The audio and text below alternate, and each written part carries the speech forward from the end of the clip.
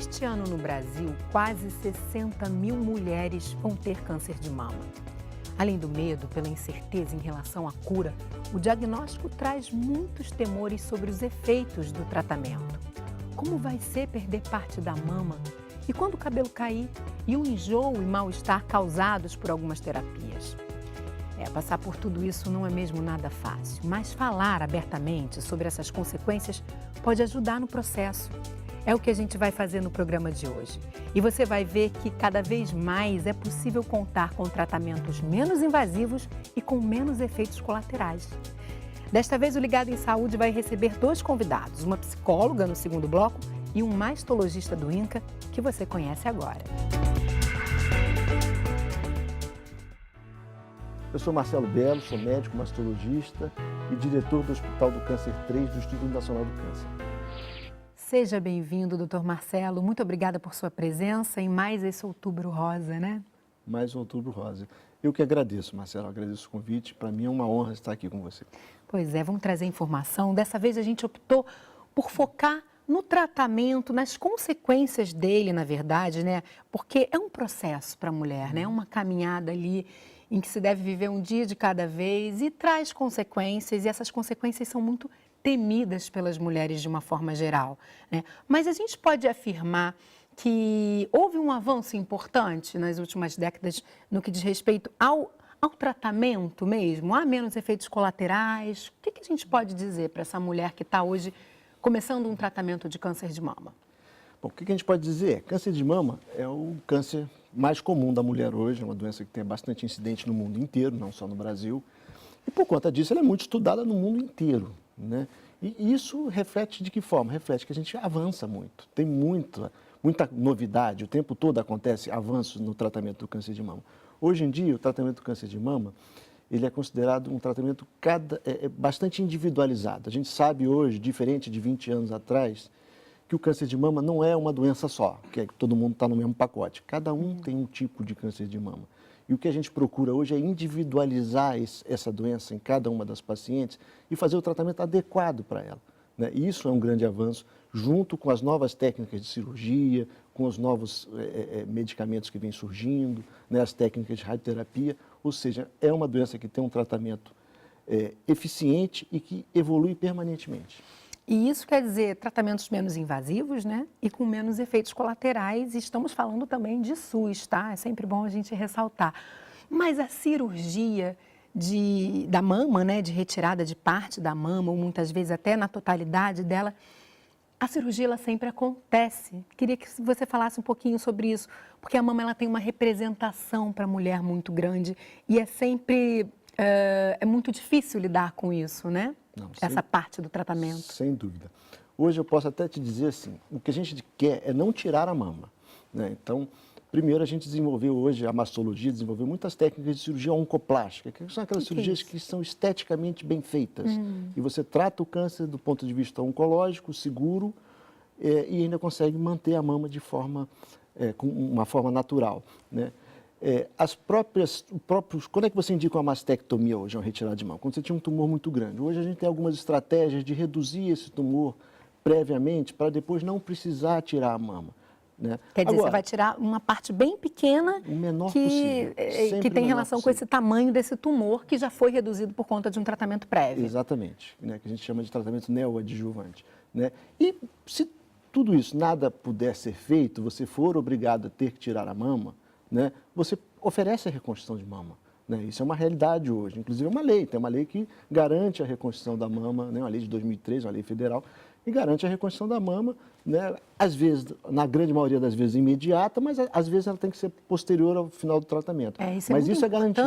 É importante até a gente ressaltar que essa garantia, ela existe tanto no setor privado, né? Você que usa plano de saúde, quanto no SUS. Então, a mulher tem direito à reconstrução da mama.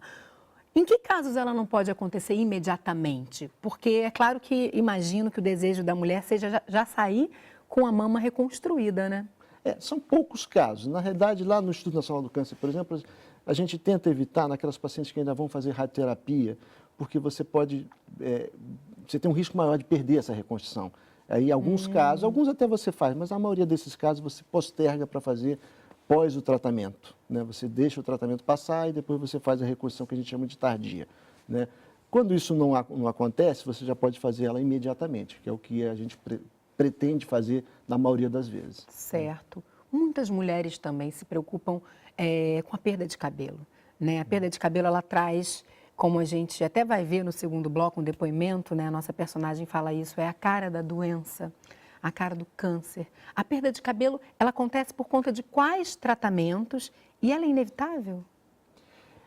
No caso do câncer de mama, a quimioterapia que se utiliza faz perder o cabelo, não tem jeito. Ela acontece por quê? Porque as células do folículo piloso, né, células que produzem o cabelo, são células de alta atividade, de multiplicação, e se assemelham, entre aspas, por ser uma célula de alta atividade metabólica, a uma célula de câncer. Então, o quimioterápico que vai atacar essas células acaba atacando as células de cabelo, e basicamente da cabeça, que é onde o pelo cresce constantemente, né? Então, ela vai ter a perda de pelo. Essa perda vai acontecer na segunda ou terceira semana já de quimioterapia, ela vai começar a perceber isso, né? Mas, no momento que você termina o tratamento, tudo volta ao normal, né? 60, 90 dias depois, o cabelo já está crescendo normalmente. É só um período, né? É só um período, é só um período. Isso é bem importante que as mulheres saibam que é aquele momento de você focar no tratamento, né? Apesar das consequências, que não são só essas também, né? Muitas mulheres relatam, e pessoas de uma forma geral que fazem tratamento contra o câncer, enjoo, mal-estar. O que a gente pode falar, doutor, sobre, por exemplo, a alimentação nesse período? Tem algumas orientações que possam ajudar a mulher a atravessar essa etapa de uma forma mais tranquila? Tem. A gente até conta com um nutricionista especializado para isso. Mas, em linhas gerais, você tem que evitar... a alimentação ela é importante nesse momento porque você tem até uma perda de apetite quando você está fazendo quimioterapia, você tem um pouco de enjoo, né? Você tem as suas estratégias medicamentosas, né? Você tem os medicamentos que são eficazes para combater o enjoo, mas a alimentação é importante, né? E a orientação em geral você tem que procurar alimentos de mais fácil digestão, você tem que fracionar mais a sua alimentação durante o dia, você tem que evitar os alimentos gordurosos, os alimentos que têm um cheiro muito forte, né? Algumas coisas como talvez o café você deva diminuir um pouco, porque o café atrapalha a absorção de alguns sais minerais, né? Mas, em linhas gerais, você acaba descobrindo que você consegue comer bem, sem passar mal, e aquilo que você não consegue comer, que te faz mais mal durante a quimioterapia. Você mesmo se adapta. Tem algumas regras, né? Tem muita gente que gosta de sorvete, gelatina, isso aí cai muito bem nesse momento, né? Mas, assim, em linhas gerais é isso, é você evitar os alimentos mais pesados, de difícil digestão, né? E fracionar a sua alimentação durante o dia, porque é mais fácil de você digerir. E muitas mulheres relatam também, passam a conviver com um inchaço no braço. Queria que você comentasse isso. Por que esse inchaço pode acontecer? Se isso ainda é comum, né? E quais são as formas encontradas aí para evitar esse efeito, essa consequência do tratamento? Esse inchaço é meio que um fantasma, né, do passado. Há 20 ou 30 anos atrás, você fazia um esvaziamento da axila, do lado que você tivesse o câncer de mama, em todas as mulheres. O esvaziamento dos linfonodos, dos linfonodos, né? Axilares, porque eles seriam receptores, possíveis receptores de uma célula do câncer, então você teria que também tratar localmente, retirando esses linfonodos do câncer da mama. Hoje a gente sabe que não é bem assim que funciona, né? Hoje, qual é a nossa rotina hoje? É fazer a tal da pesquisa do linfonodo sentinela, que você vai lá identificar um linfonodo que seria o primeiro da cadeia, você examina, se ele não tiver negativo, você não precisa mais esvaziar. Não é mais um procedimento de rotina. Não é mais um procedimento de rotina. Cada dia que passa, você esvazia menos a axila, você mexe menos nessa axila e de forma muito seletiva, muito conservadora quando você mexe. Até porque também, às vezes, a gente trata antes a própria axila com tratamentos quimioterápicos e aí você precisa até não mexer nela depois, né? E aí isso vai evitar aquele inchaço do braço, né? Isso está começando a se tornar mais raro hoje em dia, você já não está mais vendo com tanta frequência como você via 20, 30 anos atrás. Mais uma boa notícia, então, desse tratamento, né? É uma grande evolução da técnica cirúrgica, é isso. Né? Exercícios físicos são indicados nesse momento para a mulher? Sim, né? A gente não vai pedir para você ir para a academia se você nunca foi para a academia, mas a ideia é que você mantenha uma atividade física, né? Igual que você já mantinha antes, ou até melhore um pouco, né? Sem grandes sacrifícios, evidentemente. Mas o exercício físico, ele não só ajuda a reduzir o risco de câncer de mama, né? Ele tem alguns trabalhos que mostram a redução até 13% da sua chance de ter, se você pratica uma atividade física moderada. Olha, né? que maravilha, né? É bem importante. E também ajuda no tratamento. Né? Olha, então é indicado nessa fase mesmo. É indicado, sim. Isso hoje está na moda. Está se provando que o exercício físico, a atividade física durante o tratamento de um câncer, no caso do câncer de mama, é muito eficiente também para o tratamento, também para o prognóstico, para a qualidade de vida. Você suporta melhor, até os enjoos, aqueles efeitos da quimioterapia, você suporta melhor quando você mantém um grau de atividade física. E falando de prevenção, né? Porque o exercício ele também funciona preventivamente, você tem um recado importante para falar sobre bebida alcoólica. Quero que você deixe para a gente essa mensagem. Bebida alcoólica é uma coisa que vem preocupando a gente há algum tempo, porque nos últimos 10, 12 anos você percebeu que as mulheres, assim, estudos mostram que as mulheres começaram a beber muito mais do que bebiam. Né? E a bebida alcoólica ela está relacionada ao câncer de mama.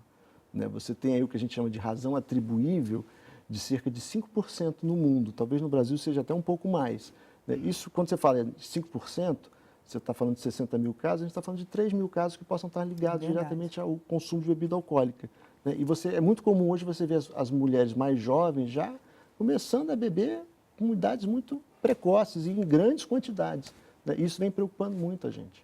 Fora toda essa mudança, né, que aconteceu com a mulher que já está inserida no mercado de trabalho, tem o fator estresse, sobrecarga emocional, né, alimentação, sedentarismo, tudo isso vai criando um pacote muito favorável, né, para se desenvolver o câncer de mama. E é por isso, gente, que é importantíssimo, né? Importantíssimo a gente estar atenta aos sinais, estar atento às datas certinhas de se fazer o exame, tudo para evitar esse câncer, que se for diagnosticado precocemente, as chances são muito boas de cura, né? São enormes. Câncer de mama não é sentença de morte, não. A gente tem muito tratamento para oferecer. E se você encontra ele cedo, mais fácil fica para todo mundo. Tanto para você, que seu tratamento vai ser mais fácil, como para quem vai te tratar também, que não vai precisar usar tanta coisa. Muito obrigada, doutor Marcelo. Eu que agradeço. Obrigada pelas informações. A oportunidade de estar aqui com você. Foi um prazer. Obrigada. Prazer foi meu. E depois do intervalo eu converso com uma psicóloga que há mais de 30 anos atende pacientes com câncer. Vale a pena escutar o que ela tem para dizer. Mas antes, tem informação importante para você no Ligado em Dica, é sobre prevenção. Dá uma olhada.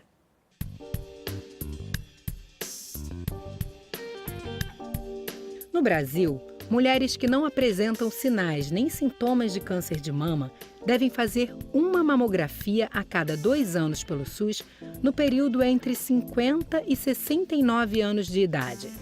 Mas caso você sinta algum caroço na mama, se a pele da região estiver avermelhada ou com aspecto de casca de laranja, se houver secreção ou alterações no bico do seio e se perceber caroços na axila ou no pescoço, não espere. Procure o quanto antes uma unidade de saúde e lembre-se, é nosso direito que o tratamento tenha início em até 60 dias após a descoberta do câncer.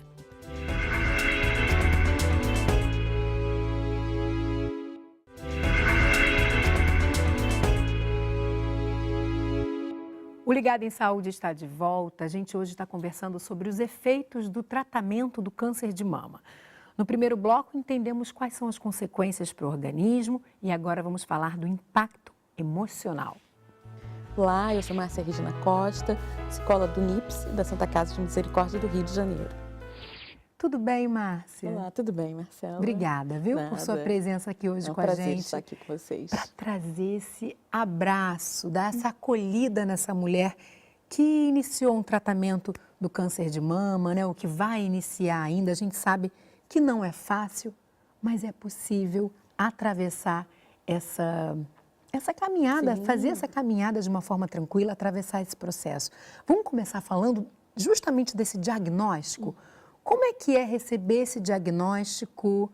Como é que você acolhe essa mulher nesse momento, né? Você tem uma larga experiência, são mais de 30 anos trabalhando com pacientes de câncer. Conta pra gente. É um processo, receber um diagnóstico de câncer de mama é algo que é muito difícil, né? Ninguém quer adoecer do que quer que seja ainda mais por câncer, né? Que é uma doença que tem todo esse estigma de que é um sofrimento, é igual à morte, é igual à dor. Então, quando a gente recebe essas mulheres, elas nos contam, né, e nos trazem essa dor, né, esse medo, esse temor. A pergunta é, será que eu vou morrer? Né? Isso está sempre presente. É um medo maior. É o medo maior. Né? E a gente tenta conversar com elas, enfim, atendê-las, acolher esse sofrimento, sim, porque é imensurável, né? Só quem vive na pele pode saber, mas também dizer para elas que é possível, né? E é preciso que elas estejam implicadas nesse processo. Nós estamos ali para acompanhá-las no processo de tratamento, mas que é uma situação de vida e não de morte. A gente trata para a vida. Né? Então, passar por esse processo é preciso, né? É necessário, óbvio que se ela quiser, e que nós vamos acompanhá-la, vamos estar passo a passo nesse processo, seja ele qual for, né? Do início ao fim, e esse fim para a vida, né? Do retorno dela, para a retomada dela para o seu trabalho, sua atividade em casa, sua atividade como profissional, isso é fundamental. É, porque o tratamento, ele de cara traz aquela mudança toda na vida da mulher, na rotina. Não são só as mudanças corporais, né? Mas tem uma mudança na rotina para que seja feito esse tratamento. Sim. Agora eu queria falar um pouco da representação da mama, né? Porque além de ser um câncer, né? Que essa doença já traz muitas representações, mas é um câncer na região da mama da mulher, que é uma parte muito significativa, que fala muito sobre feminilidade, né? Sim, na nossa cultura, a gente tem esse culto ao corpo belo, perfeito, né?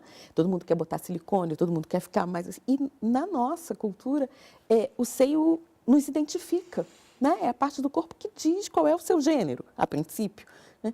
Então, isso para a mulher é muito difícil, porque o seio tem uma representação ligada à maternidade, né? É o seio que alimenta o bebê, é o seio que pode conquistar o outro, conquistar o parceiro ou a parceira.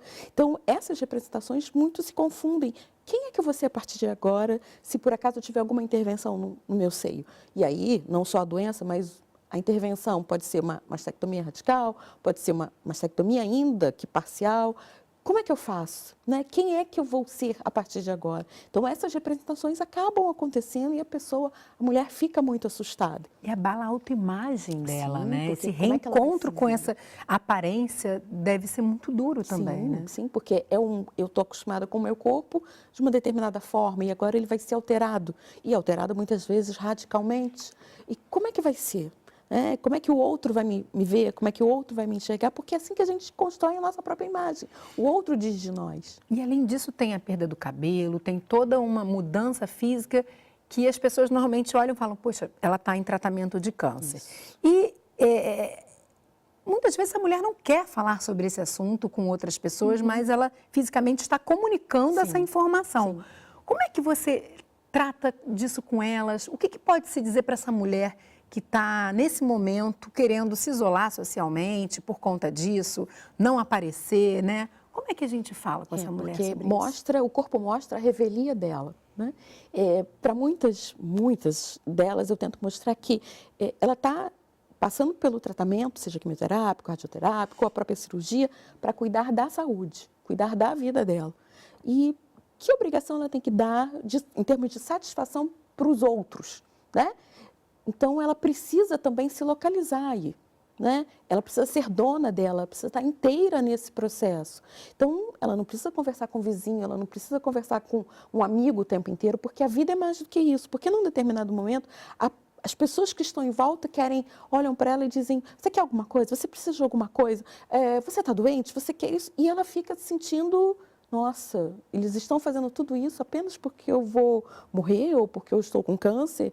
E a gente tenta comunicar, falar, conversar com elas de que, peraí, você pode ou não continuar falando sobre isso. A sua vida não é apenas o diagnóstico e o tratamento pelo qual você está passando. A sua vida é muito maior do que isso. E é você que precisa dar esse tom, porque o outro não sabe.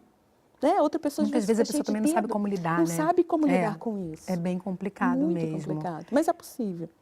Com certeza. É possível.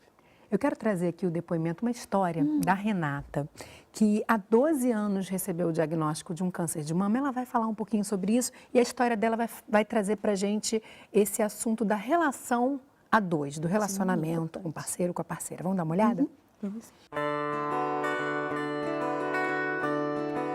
Eu tenho 12 anos de diagnóstico. Eu estava com 31 anos, hoje eu tenho 43. Eu descobri sem querer, mas foi através do toque, né? Um autoexame meio que sem querer. A primeira coisa que eu pensei foi desespero. E ele, eu acho que para me ajudar, ele se segurou. Eu tinha que segurar a onda, porque eu não podia desabar na frente dela, porque ela não podia ver em mim a fraqueza, entendeu? Assim, o desespero. Eu não tinha esse direito de me desesperar. Eu quis terminar com ele, eu não queria mais estar com ele, né? Que eu achava que eu ia atrapalhar a vida dele. A gente estava recém-namorado, não tinha nem feito um ano. E aí você, pô, eu vou acabar com a vida dele, né? Vou estragar a vida do cara. E ele, pelo contrário, falou assim, agora que você precisa de mim, você quer que eu vá embora? Não. Eu propus a ela o casamento. Ela falou assim, mas eu tô doente, eu vou ficar careca. Eu falei, então a gente casa antes disso, antes de você ficar careca. E ela aceitou e nós casamos em um mês. Em um mês, é. Eu fiz a cirurgia, eu casei mastectomizada e depois de 80, 90 dias que a minha médica me liberou para eu viajar, ter lua de mel. Mexe muito porque você sabe que você vai mexer num órgão, né? Você vai ser mutilada e é muito complicado. Poxa, eu tinha 31 anos, super nova, né? Assim, no auge, começando assim, um sucesso profissional, encaminhada. E aí, para tudo. Você vai ter que ser mutilada. Você vai ficar careca e você vai ter que tratar uma doença que é fatal. Então é muito complicado, é difícil. Você acha que você vai ficar feia, você fica feia. A gente fica com a cara da doença, né? Não tem jeito. A importância da família e dele é essencial, né? Você ter uma pessoa do seu lado que ainda te vê como mulher, mesmo você não se sentindo como naquele momento, é incrível para sua autoestima. Então você acha que você, caramba, ninguém mais nem vai me olhar. E a pessoa ainda quer estar contigo, casou contigo, ainda sonha em ter filho. Na verdade, eu acho que eu pensei mais em mim. Porque eu gosto dela. Como é que eu vou abandonar ela por causa de doença, sabe? Não tem como. Então, eu acreditei mais no que eu sentia, só. Agora sim.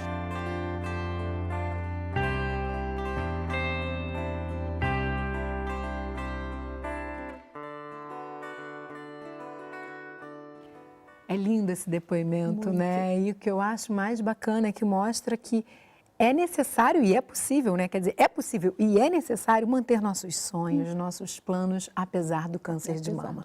Agora, esse receio que ela teve, né, em manter a relação a dois, ele é muito comum entre as mulheres que descobrem um câncer de mama. Você percebe isso e o que você vê na prática? O que acontece com esse relacionamento na prática a partir do câncer de mama? Isso a gente vê não só na prática, mas também na fala e no imaginário de muita gente, né? O homem vai me abandonar. E você vê a fala dela, a mulher mesmo quando está doente, ela pensa em cuidar, né? Eu vou sair, né, da paisagem para deixar que ele siga a vida dele. Esquece de perguntar para o parceiro. Pois é, né? Porque o que a gente vê muitas vezes é que quando essa mulher toma essa atitude, o homem diz, como assim? Né? É preciso que as relações não se desfazem. Né? Quando o laço, né, esse laço de afeto existe efetivamente, a gente vê na reportagem que esse laço está ali, ele só se fortalece. Né? O homem é, sim, capaz de cuidar, de estar nesse lugar de cuidador, de maternagem, como a gente fala. É uma parceria, É uma parceria. O casamento se desfaz, tá? Para algumas até eu pergunto, mas se o casamento se desfez, como é que era esse casamento antes? E aí quando você vai ouvir o discurso dela, esse casamento já não existia. Quer dizer, não foi o câncer de mama, não foi a aparência dela que mudou, que vai mudar alguma coisa no casal, né? Não, né? Muitas vezes é efetivamente um laço que já estava desfeito há muito tempo. Né? Mas quando esse laço existe, os companheiros, eles são de uma parceria, de uma troca muito intensa. E a gente sabe que é nesses momentos que esses laços muitas vezes se fortalecem, essa parceria se solidifica, né? É tão importante. A dificuldade, ela vem também para isso, né? Para você amadurecer a relação. E já para a gente ir se encaminhando aqui para o final, muitas também falam que o câncer de mama foi uma espécie de divisor de águas. A gente pode afirmar que a vida muda bastante, mas muda como? O que você escuta e percebe? eu acho que o que eu escuto mais intensamente, elas dizendo, eu agora passei a me olhar de uma forma diferente.